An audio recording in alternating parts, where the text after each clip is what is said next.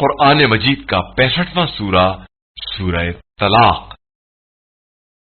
شروع نام سے اللہ کے جو بڑا مہربان نہایت رحم کرنے والا ہے۔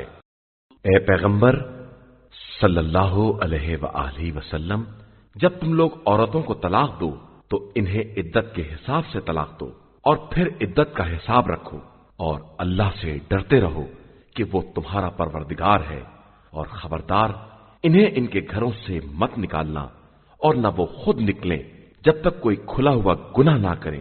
یہ خدائی حدود ہیں، اور جو خدائی حدود سے تجاوز کرے گا اس نے اپنے ہی نفس پر ظلم کیا ہے۔ تمہیں نہیں معلوم کہ شاید خدا اس کے بعد کوئی نئی بات ایجاد کر دے۔ پھر جب وہ اپنی مدت کو پورا کر لیں تو انہیں نیکی کے ساتھ روک لو یا نیکی ہی کے ساتھ رخصت کر دو، اور طلاق کے لیے اپنے میں سے 2 عادل افراد کو گواہ بناؤ، اور گواہی کو صرف خدا کے لیے قائم کرو۔ نصیحت ان لوگوں کو کی جا رہی ہے جو خدا اور روز آخرت پر ایمان رکھتے ہیں، اور جو بھی اللہ سے ڈرتا ہے اللہ اس کے لیے نجات کی راہ پیدا کر دیتا ہے، اور اسے ایسی جگہ سے رزق دیتا ہے جس کا خیال بھی نہیں ہوتا ہے، اور جو خدا پر بھروسہ کرے گا خدا اس کے لیے کافی ہے۔ بے شک خدا اپنے حکم کا پہنچانے والا ہے، اس نے ہر شے کے لیے ایک مقدار معین کر دی ہے۔ اور تمہاری عورتوں میں جو حیض سے مایوس ہو چکی ہیں، اگر ان کے ایسا ہونے میں شک ہو تو ان کا عدہ 3 مہینے ہے، اور اسی طرح وہ عورتیں جن کے یہاں حیض نہیں آتا ہے، اور حاملہ عورتوں کا عدہ وضع حمل تک ہے۔ اور جو خدا سے ڈرتا ہے خدا اس کے امر میں آسانی پیدا کر دیتا ہے۔ یہ حکم خدا ہے جسے تمہاری طرف اس نے نازل کیا ہے، اور جو خدا سے ڈرتا ہے خدا اس کی برائیوں کو دور کر دیتا ہے اور اس کے اجر میں اضافہ کر دیتا ہے۔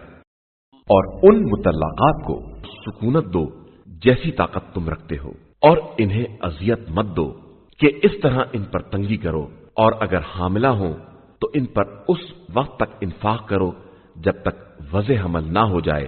پھر اگر وہ تمہارے بچوں کو دودھ پلائیں تو انہیں ان کی اجرت دو، اور اسے آپس میں نیکی کے ساتھ طے کرو۔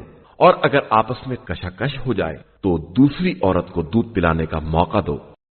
صاحب وسعت کو چاہیے کہ اپنی وسعت کے مطابق خرچ کرے، اور جس کے رزق میں تنگی ہے وہ اسی میں سے خرچ کرے جو خدا نے اسے دیا ہے، کہ خدا کسی نفس کو اس سے زیادہ تکلیف نہیں دیتا ہے جتنا اسے عطا کیا گیا ہے۔ ان قریب خدا تنگی کے بعد وسعت عطا کر دے گا۔ اور کتنی ہی بستیاں ہیں جنہوں نے حکم خدا اور رسول کی نافرمانی کی تو ہم نے ان کا شدید محاسبہ کر لیا اور انہیں بدترین عذاب میں مبتلا کر دیا۔ پھر انہوں نے اپنے کام کے وبال کا مزہ چکھ لیا اور آخری انجام خسارہ ہی قرار پایا۔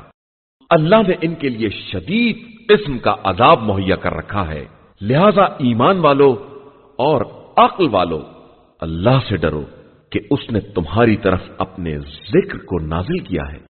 وہ رسول صلی اللہ علیہ وآلہ وسلم جو اللہ کی واضح آیات کی تلاوت کرتا ہے کہ ایمان اور نیک عمل کرنے والوں کو تاریکیوں سے نکال کر نور کی طرف لے آئے، اور جو خدا پر ایمان رکھے گا اور نیک عمل کرے گا خدا اسے ان جنتوں میں داخل کرے گا جن کے نیچے نہریں جاری ہوں گی، وہ انہی میں ہمیشہ رہنے والے ہیں، اور اللہ نے انہیں یہ بہترین رزق عطا کیا ہے۔